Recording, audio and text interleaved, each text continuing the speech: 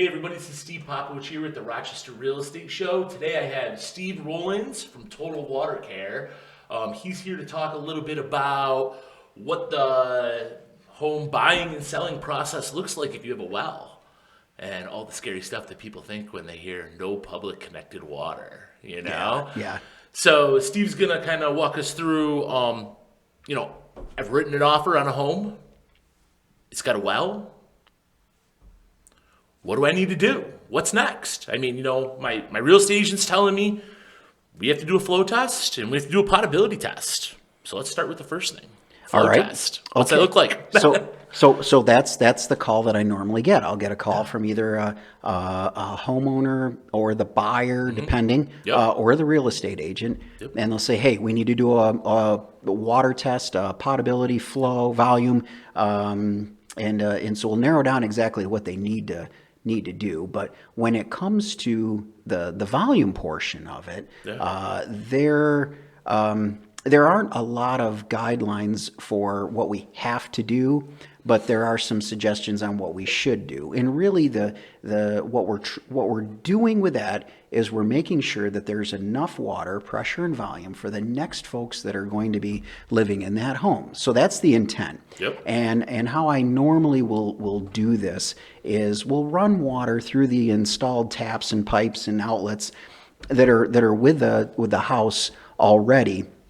And we'll run it for about 30 minutes.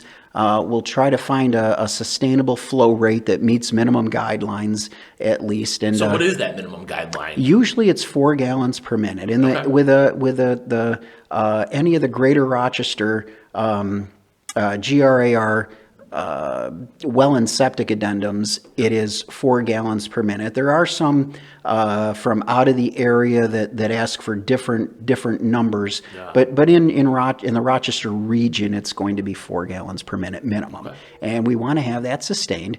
And so as I'm running the water, what we are taking a look at is, do we have proper cycling of the pressure switch, turning the well pump on and off in association with the pressure tank that's there? And are we getting normal cycle times, and are we maintaining the volume that we have set in the pressures that we need? And that's how the volume test will go. So let's talk about that for a minute, because we saw this at a property I just had where it wasn't holding pressure properly because the expansion tank bladder was bad. So, I mean, give a quick rundown of that. Okay. It's pretty much, right? It holds pressure on the well to maintain pressure in your pipes, right? Right. So when we're talking about a well water situation, see, a lot of folks are familiar with municipal water, and really you turn your faucet on, you've got pressure, it's there until you turn your faucet off. And wells are a little bit different because we are having to pump in and create pressure for the household needs, whereas with municipal, that pressure is supplied from the great big towers that we see with their own pumps and like that. And so they have the pressure already there at the street. You're just really tapped into it when you're a municipal customer. But with the well, we have to generate our own pressure, and that's done via a pump of some sort. And then we also have what's called a pressure tank. And the pressure tank will take the water when the well pump is running, and it'll pack this water into the tank. And the tank has a couple different sections to it. The upper part will be an air dome. It'll be separated by a bladder or a diaphragm, and then underneath will be the water. So as we push water in from the pump, the air dome compresses, and that will increase the pressure. The water on the water side of that separation from the bladder, that will increase pressure because the air and the water pressures are going to match each other. And then when we get up to a certain pressure setting set point, there's a switch there that says, okay, thank you, well pump, I've had enough, and it turns the well pump off. And from there, the pressure that we have in the house is from that air dome pushing against the bladder and pushing the water out. So when we turn the faucet on, if the well pump's not running, we still have pressure. And so that's how that works. Now, eventually, the air dome will have expanded enough so that and the pressure will have dropped off and gotten to a minimum set point. The switch will again re-energize the well pump to operate as long as it needs to regain the pressure set to satisfy the pressure setting of the pressure switch. Yeah. So that's how that goes with a pressure tank. And when those fail, what can happen is we either lose the air charge in the air dome or water seeps into the air side, and that will compromise the ability of the pressure tank to do its thing. And what we end up having is a quick cycling of the well pump. It'll come on and off and on and off and on and off.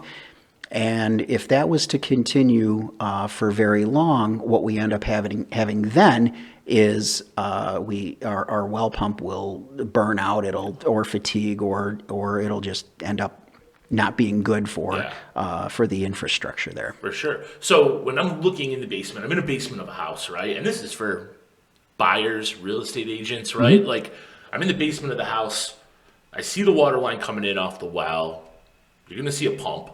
Looks almost like a pool pump, kind of, right? If it's a jet pump, right? It might be a submersible out in the well also. Yep. But there will be a pump of some sort somewhere. Yep. Mm-hmm. You're going to see the switch, pressure gauge on it. Yes. And then you're going to see typically a blue tank, right? A lot of times they're blue or gray. Yes. Okay. Yes. Okay. And the blue tank, and they can be big, they can be small, right? Right. They can. We've seen them all they have sizes. various sizes. Yes. But that's going to be what we're all talking about here. That's the blue or gray tank is your the pressure tank. It's your the pressure tank. Yeah, that's right. And then you got the pump and the switch. So that's what we're talking about. So you're running water now. You've been running it for 15, 20 minutes, making sure the well's keeping up, make sure pressure's being maintained. Yes. How long do we run it for? I go about 30 minutes. About 30 minutes. Yep. The 20 to 30 is a range that I like to have. Yeah. And the reason is if we are going to start having volume issues or replenishment issues from the well, we'll be seeing it within that time frame. Okay. So if we're going to have problems, they will present themselves in that amount of time. So let's just say, at this house, you're doing the test. We're 15 minutes in, all of a sudden we see pressures drop. Not much water coming through. Yes. We got a problem, and right? Yes, and we got a big problem. That'll mean usually that the well pump is running continuously because it's not achieving the pressure that we need. When we get to that point, we just shut it down. We shut it down. We let the well rest and recover, and we try to see, okay, is this a well issue or do we have something else that's going on? And so that can there can be a lot of things that are going on there, and the time of year can also affect this greatly. Oftentimes we have the dry months of July and maybe into August. Mm-hmm. Usually by the time we get a little bit later than that, we've started getting more steady rains. Mm-hmm. But what a lot of people don't realize is when we start getting the rains coming off of a dry period, the first thing that's going to happen is the grass gets green. Yeah. And we think, wow, we're all set. Well, that's not the case because it should take quite a while for today's rain to make it down into the aquifers that our wells are pulling their water from. Mm-hmm. And some amount of time, could be days, could actually be a little bit longer than that. So the average well's how deep? Well, now that's going to depend, right? I see often minimum usually for a drilled well, minimum of about 25 or 30, but we can get down into 150, 200 feet. More than that, and that depends on area, and it also depends on the need for what folks have for water demand for their particular home structure. Sometimes the farms and that kind of thing. More water needed for right. Whatever, cattle, livestock. Yes. Whatever. Yes. Right. Yeah. So we got wells from anywhere from 25, 30 foot to 100, 150 foot deep. Sure. Right. Yeah. So now we've got the well. Everything looks good on our end mechanically in the home. Wells, pumps working fine. It's a low producing well. Okay. Right? So the definition of a low producing well is one that is not going to replenish enough water for us to utilize during our peak demand. More or Okay. less, it's going to be at our peak demand. Yep.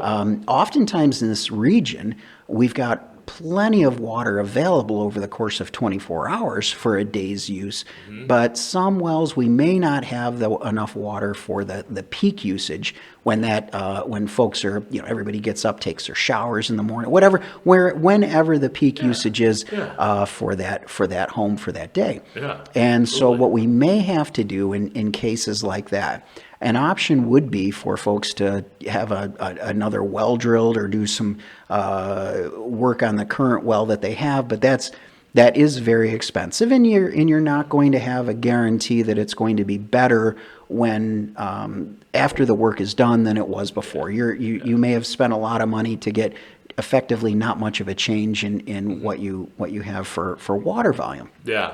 So what a lot of folks will do is they'll do a modern day cistern concept. And so that in today's world, that will be usually some sort of polyplastic container that can hold a few hundred gallons, or maybe a couple containers put together in parallel, so that you end up with a lot of water storage. Yep. You put your well pump on a timer. So you're saying, hey, every few minutes, let's ask this well pump to give us a burst of water, whether it's 15 seconds or a minute or a couple of minutes, and discharge whatever the well capacity has at the time. We'll put it in storage.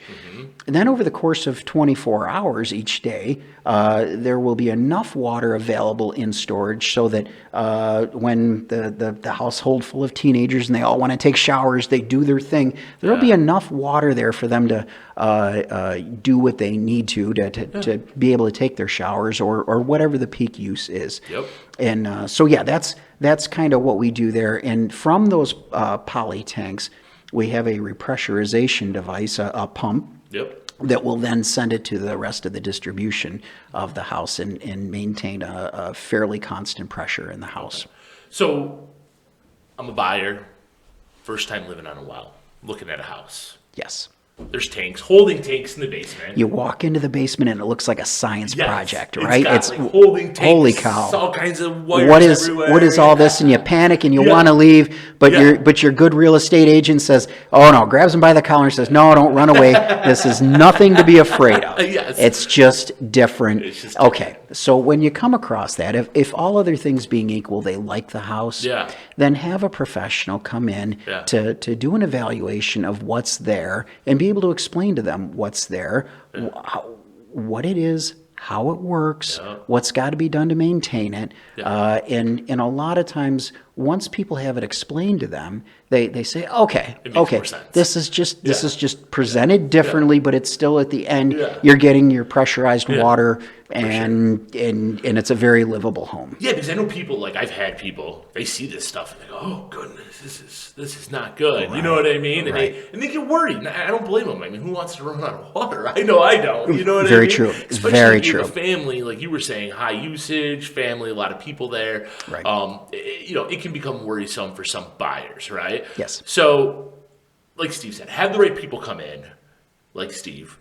Have him come. Have him take a look. There are a variety of water professionals, so it's Steve's who I call to come do my stuff. Okay, so you have Steve come. You have him come take a look. He tells us, hey, listen, not much to be worried about, or maybe something to be worried about, right? So awesome. We've gotten them in. There's holding tanks in the basement. We're good. We're moving forward.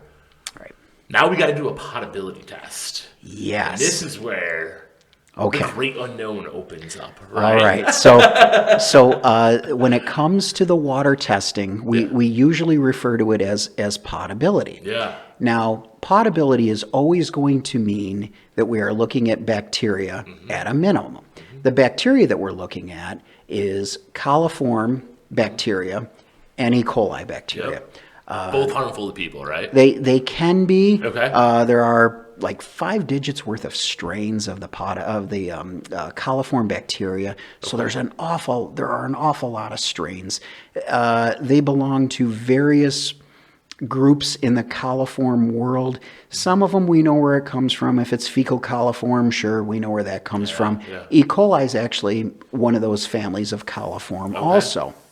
and there are many others. And so what we do for that is an EPA test, and the EPA method on this it's either going to be a color change or not. And a color change will mean, hey, there is something from this world of coliform that's there in the water, and if there's no color change, then there's not. Okay. If that color change occurs, then a separate test gets done for E. coli, because again, that E. coli is part of the world of coliform, but we also know that E. coli is where things can get kind of bad. I mean, you can get some real troubles if you are consuming water with E. coli in it. Yeah. So that's why the separate test gets done, to find out not necessarily the magnitude of the issue, but is it there or is it not? And so if it is, then of course that can be an issue. There are various ways that we can remediate water that has bacteria in it. Oftentimes, the initial recommendation worth considering is to do a well shocking, very similar to a pool shocking, where disinfectant is introduced into the well. From there, that disinfectant is pumped throughout all the lines in the house, the cold side, the hot side, indoors, outdoors, and making sure that good strong disinfectant makes it everywhere that water can go. So we're looking at this point, we're essentially disinfecting the pipes of the home, correct? The well and the pipes. The well and the pipes. So right. This is essentially the best cleaning you're going to get of your water pipes. Well, that's a recommended first step, usually. And it doesn't guarantee that we're going to be bacteria-free afterward, but it will mean that if we do show bacteria on a subsequent test, that there's a really good chance that it's coming from the well and not contamination within the piping or on the faucets or anything like that. So we're shocking this well. We're putting disinfectant in it. It's got to sit for a while, right? I mean, you can't just do it and then run it and then be good, right? I mean, it has to sit to have time. It just like takes a while. When it comes to disinfection, we look at two things. We look at concentration and we look at time. And those two factor in together to find out what the right answer is for how long we have to have something there in the pipes, in the lines, in the well. So we disinfect strongly enough so that there is going to be a strong disinfection residual for at least a couple of days for it to be able to penetrate any of the areas of the where there's deposits and low ends of piping or low sections of piping. So that we can penetrate rust or slime layers, whatever there happens to be with the water itself. And then after that disinfection has dispersed, then from running water after the initial shocking, then what we do is we will do a retest and we'll see how successful those efforts were. So I've let it sit for 3 days, right? Okay, sure. Ballpark. You can, days. Yes. Let it sit for 3 days. I'm going to run water. How much water am I running? Well, that's the thing, right? Right. And how much water am I running? And running through every line in the entire house? You do. Yes, you do. Yes, you do. There are a lot of details to be concerned with. Overall, it's not too complicated of a topic, but there are a lot of details that can make a difference. And really, I just tell people to play a little game. If I'm a drop of water and I'm in the well, where could I possibly go? And wherever a drop of water might possibly go, we want to make sure we get the disinfected water there. Okay, so we're talking like hose bibs, washers, dishwasher. Yes. Yeah. I'm trying to think. The little reverse osmosis systems. I don't know. Do you do it in there? Or what do you do? Well, water purifying systems? That is something. Now, if we've got water conditioning or treatment equipment, we take that on a case-by-case basis, depending on what people have, because there's such a variety of what folks may have or need for their purposes that it's a little difficult to speak to it in blanket terms. But I guess what I can probably say is that we would make sure that we address all of those devices or water conditioning Software, pieces of all equipment. kinds of stuff. Right. I mean, there's a lot of stuff there, right? Right. I mean, Yeah. some homes, especially on wells, there can be a lot of stuff. There can be. There can be. Yeah. We can have. We've often got hardness. Many times we've got iron. We might have manganese, sulfur. We can actually have like natural gas in our wells, and there are quite a few things in some areas in the region. Not so much right around Rochester, but some areas a little further out. We can have some tougher stuff that really needs specific treatment for it. But generally around the Rochester area and region, the biggies that we have to deal with, in addition to the bacteria, sulfur, iron, hardness, and so that keeps us pretty busy. Keeps that system kind of big, right? So circling back to the potability concept, in addition to the bacteria, we may be looking at lead nitrates and nitrites. It wasn't that many years ago. We didn't have to do this very much, but as more and more awareness of water quality and water conditions have made their way throughout the general public and to the folks that are concerned about public health, we now, taking a look at lead nitrates and nitrites has become much more of a mainstay with the water testing panel. Okay, so that's part of your potability then? A lot of times it will be, yes. Okay. So we're looking for bacterias, lead, nitrates, and nitrites. Yes. Yep, they sound very similar, but they are different things. And so, really, what this comes, where would we get the lead from? It's not naturally occurring in our region. Every now and again, there's a contamination source that is affecting an aquifer. But most of the time, believe it or not, if we have detectable lead, that is coming from either within the well system itself or the distribution or piping system from there. That makes sense. In the old days, now the brass that gets used for that might be in our pumps, might be in our fixtures and plumbing and like that. Probably. It is lead free or very low lead. In the older days, lead was a consistent part of the formulation for the brass. And so that will leach out over time at a somewhat constant rate. If you have a house that's lived in and you have daily water usage, lead usually is not an issue. Okay, but so it's when it really sits in the lines for an extended period of time. Let's say it's a vacant house. Let's say it's an older person that maybe has passed and it's an estate situation, and so the house hasn't been lived in a while. We can have a water test that makes it look like we've got a really big lead issue, when really what we may have is just a throughput of the throughput issue as far as water goes. And so if we run the water on a regular basis, that usually will take care of the lead that is built up and that kind of thing. Another source of our lead would be copper piping systems, copper plumbing.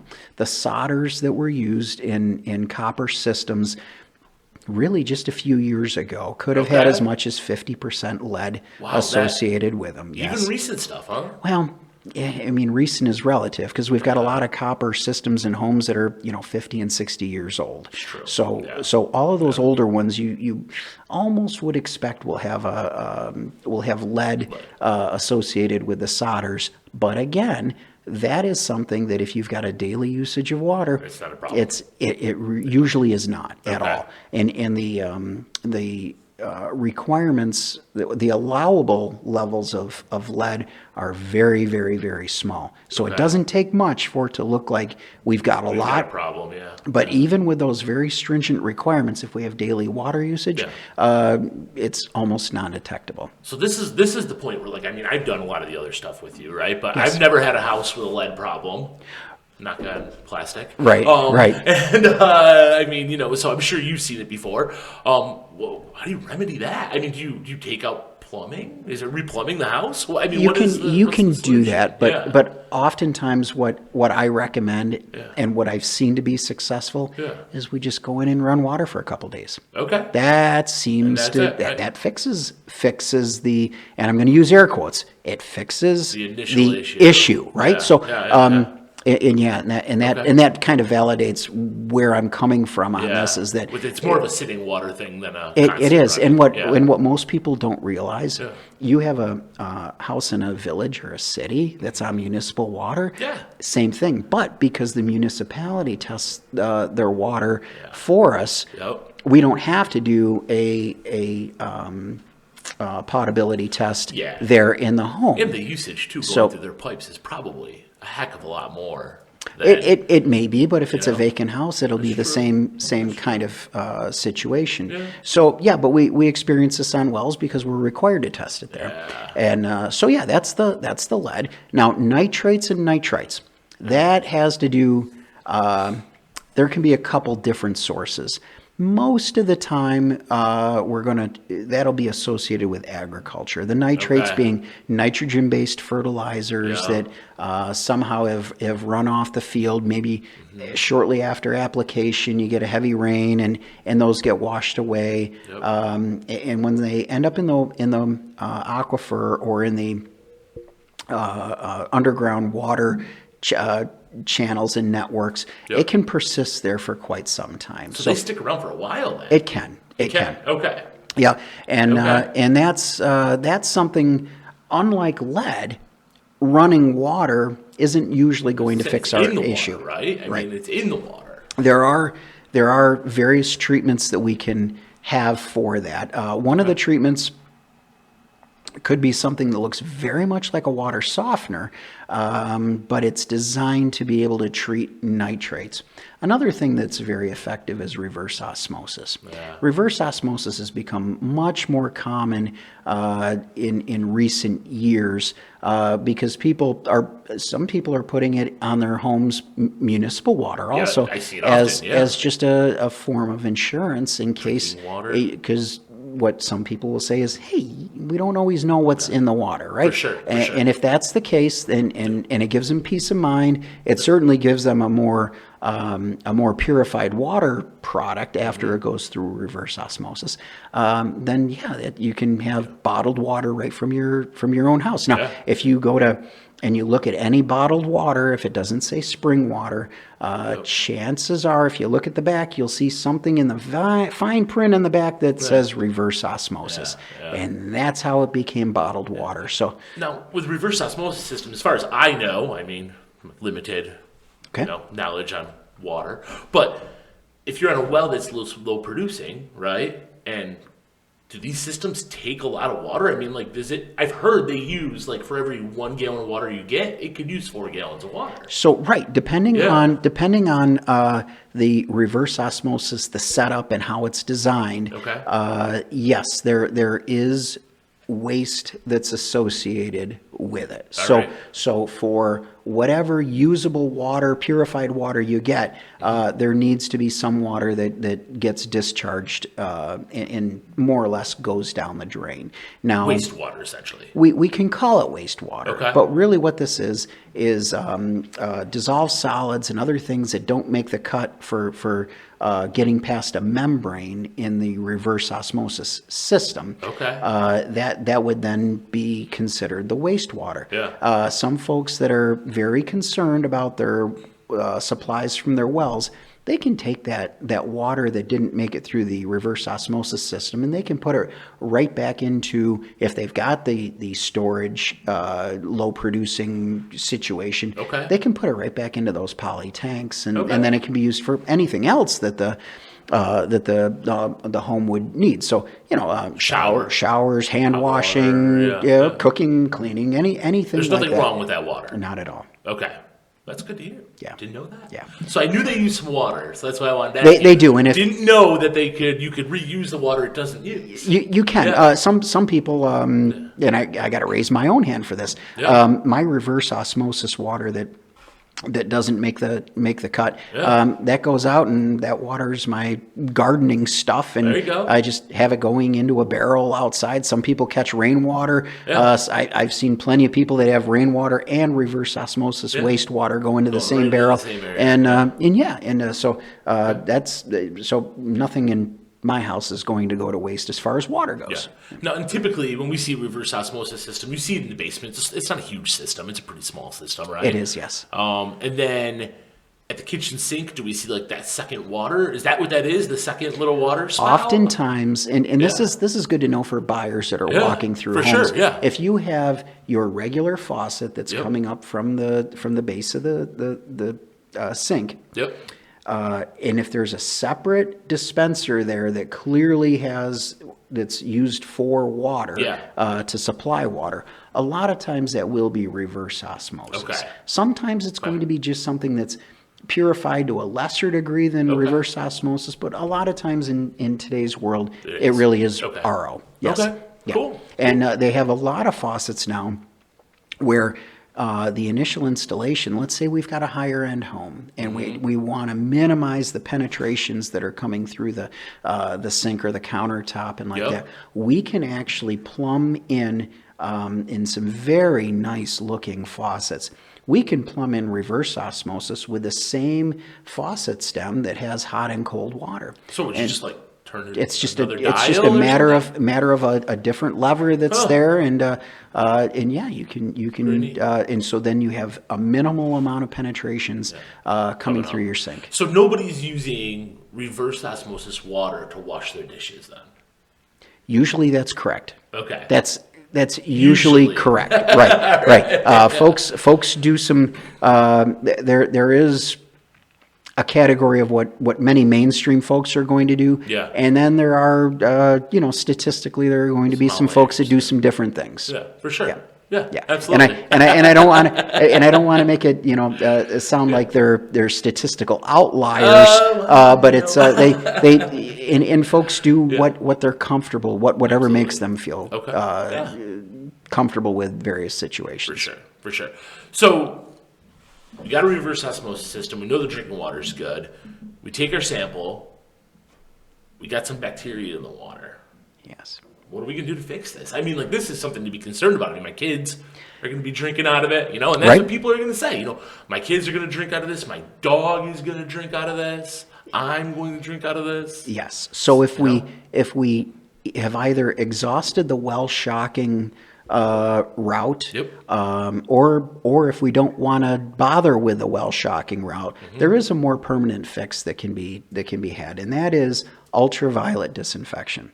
Okay. So it's a light. If we were to actually see the light, it looks like it's blue. And what that does, it's chemical free disinfection. Okay. And so the light will put out a wavelength of light energy that to a bacteria is like us receiving some sort of gamma radiation. Okay. It disrupts their DNA, it allows them to not replicate, and by doing so, when we consume that water after it's gone through ultraviolet disinfection, we will not be sickened. So it kills the bacteria, essentially. It deactivates them. So there, a lot of folks are going to think that it kills bacteria because when you consume the water after it's gone through one of these treatment processes, you don't get sick. Yeah. Well, the life cycle of a bacteria is measured in hours. Okay. And so many times when we consume water that has bacteria, that in and of itself doesn't necessarily get us sick, but the ability of that bacteria to colonize inside of us, the buildup of waste products from those bacteria, then we can find ourselves having issues from exposure to increased numbers of bacteria or larger colony counts inside of us. Well, when we put things through the ultraviolet disinfection, those bacteria cannot replicate. So even though a live bacteria may be making its way into you, because of its inability to colonize and replicate, there's your protection. Yeah. And since, again, we measure the life cycle of bacteria in hours, Well, it's not too long until that bacteria is not even alive anyway. Yeah. Even if it was to survive going through your digestive system and like that. For sure. Awesome. I mean, so UV light is killing my bacteria, essentially. Right. Deactivating it. Sorry. That's okay. I should Right. use the right words. It's That's deactivating right. That's right. my bacteria so that I can drink and consume this water. My family can, no problems, right? That's correct.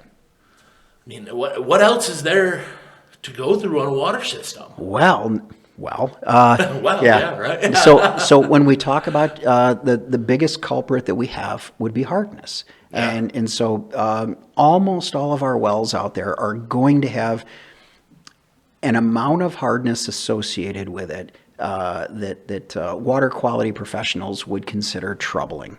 So hard water, a lot of people are aware this can lead to buildup of our fixtures. It can lead to clogging of pipes. We can have issues with our washing machines, our dishwashers, we have to use. It's going to bother you a little bit. We have to use more soap when we go to try to wash either our clothes or ourselves or anything. Yeah. And hard water reduces the effectiveness of detergents. Okay. And so, it is troublesome in multiple ways. Yeah. So what a lot of people will do is they will utilize some product that softens the water. And what that means is that it removes the hardness from the water. Hardness can be calcium-based or magnesium-based. Okay. In our region, it's very strongly calcium-based. Mm-hmm. And the calcium can combine with many other things. A lot of times it'll be a calcium carbonate, which is like limestone. Mm-hmm. So we have effectively a dissolved rock that's in our water. Yep. And so a softener goes through a process of what's called ion exchange. And without getting too much into the science of this, we are removing that calcium from the water matrix.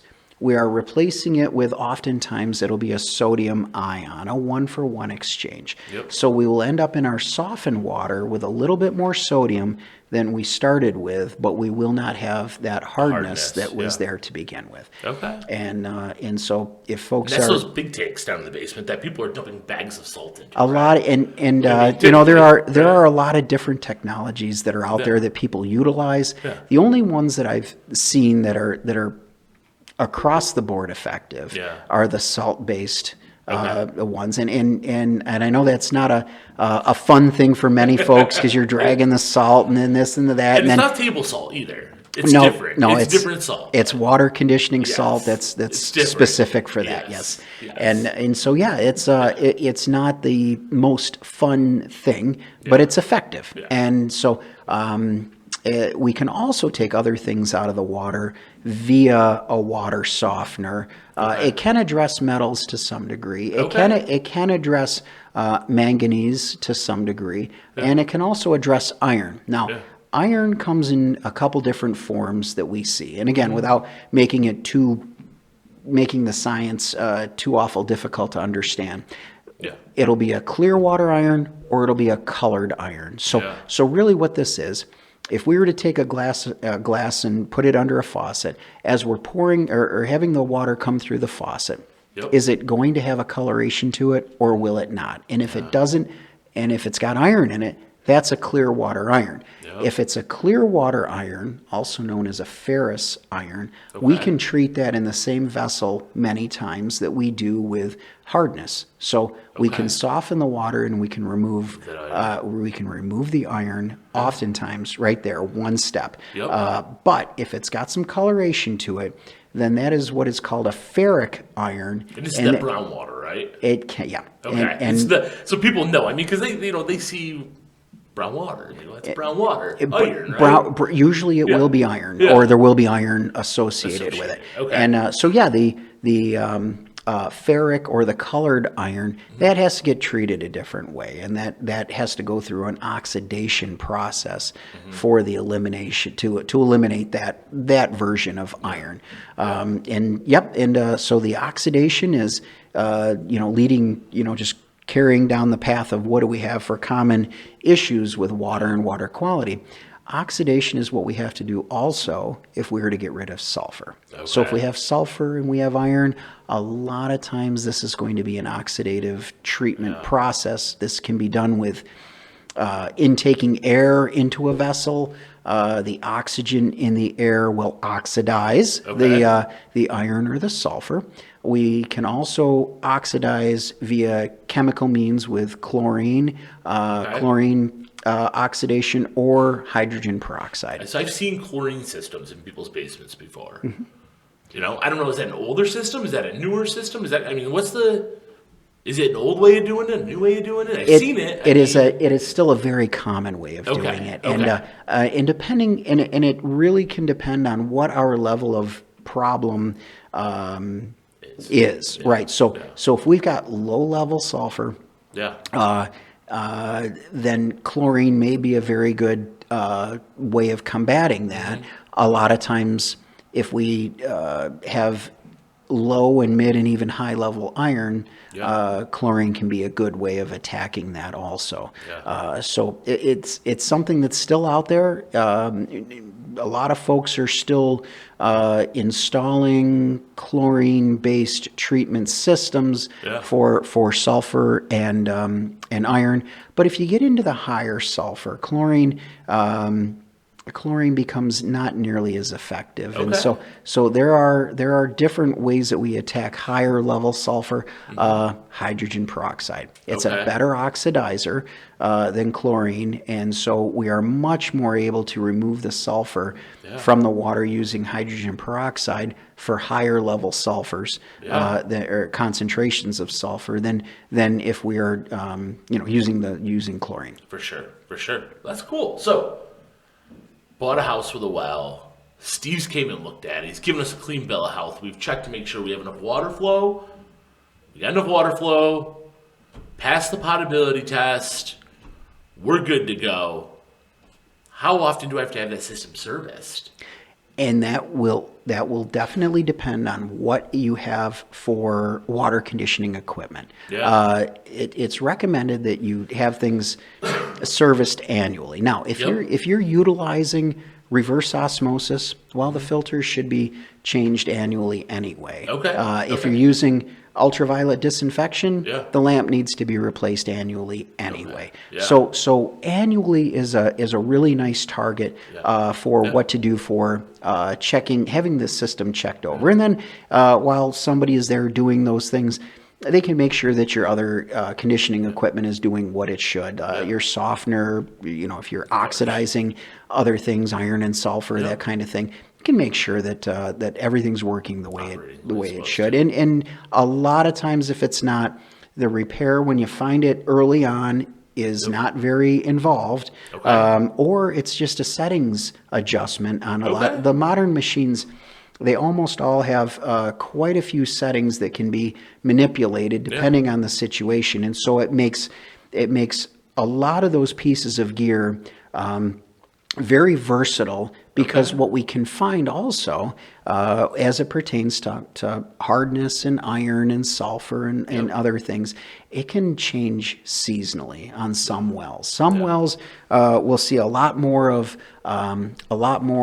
iron, let's say in the spring when we've got the snow melt and we've got our aquifers water tables as high as it's going to go for the year. We find that there is more of a more iron that's there oftentimes in spring. We get into the drier months and things can change. A lot of times I'll have folks during some really dry times, they'll tell me, I've got sulfur and I've never had sulfur. And it's like, okay. And so you check it out and sure enough. And it's just a function of what's going on underground in the rock and the strata, the hydrology, where the wells are receiving their replenishment sources, it all factors in, and we can get seasonal variation. So sometimes it's good to be able to have machines that have a lot of variability built into them so that we can treat it stronger during the stronger times, lesser during the lesser times, or we just put it on the worst that we're going to see throughout the year, and we just leave it there. And so we may have a little bit of over-treatment during some parts of the year, but when the issues come in stronger, it's there to meet the problem. That's what I was going to ask, is like, can a homeowner go down and click, change these settings? A lot of times they can. I mean, I don't know. I mean, and then, should they? That's right. That's entirely up to them. And I'm more than happy showing homeowners all the little tricks that are there with their conditioning equipment. If it's something that I install, I'll say, okay, soup to nuts. Here's how you can manipulate this however you want. A lot of times, folks will say to me, set it so that I don't have to mess with it, because really we've got a lot of things going on in life. That's the last thing, we want to think about, right? Having to even keep salt in our brine tank is enough for a lot of people. So that's and so a lot of times what I'll do is I'll set it for the strongest case of what we're going to see throughout the course of a 12-month period, and on the annual checks. Part of what I do, yes, I will test the water, but a lot of times I'm going to ask people also, how is your water? What issues have you had that you haven't called me about? I'm here, so tell me what you've experienced, and so a lot of times you get people talking, and they'll tell you stuff that they would have thought is unimportant, that may be a mini epiphany for a person that's familiar with the water conditioning or that equipment. Like, oh, you've had this. Oh, I didn't think it was anything. That's all right.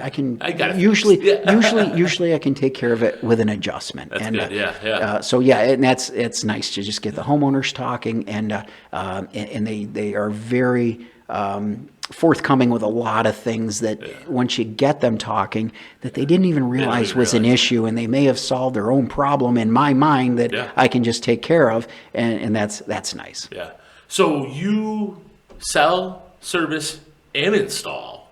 Right. I do full service water conditioning, testing, consulting. Yes. Okay. Yes. So anything well related, call you. If the well is already drilled, I can usually take care of everything else. You don't drill the wells. I do not know. Those are people that are really capable in that arena that take care of that. Yes. Absolutely. So cool. So Steve, thank you for coming in. We appreciate it. A lot of information on wells and water and what to see and expect. And I know it can be overwhelming, but if you're a buyer, a seller, an agent, call Steve. He'll come take a look at it. He'll take care of you. The phone number should now be on the camera. There we go. Get Steve's phone number. So a little shameless pitch, 315-573-3333. Yep. Give him a call. He'll take care of all your needs. Right. Thank you, Steve, for coming in. Anywhere in the Rochester region, I will go to the southern tier. I'll go out by Buffalo, go to Syracuse,